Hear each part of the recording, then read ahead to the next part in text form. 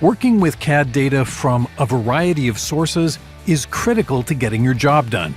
3D Interconnect changed the way users interact with this data by allowing you to directly reference native or neutral CAD files without the need for translation.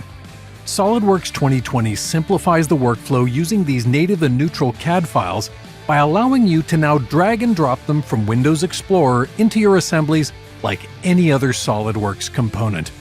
Additionally, 3D Interconnect in SOLIDWORKS 2020 adds support for new formats including 3D DWG and DXF as well as IFC, enabling you to work directly with more files without the need for translation.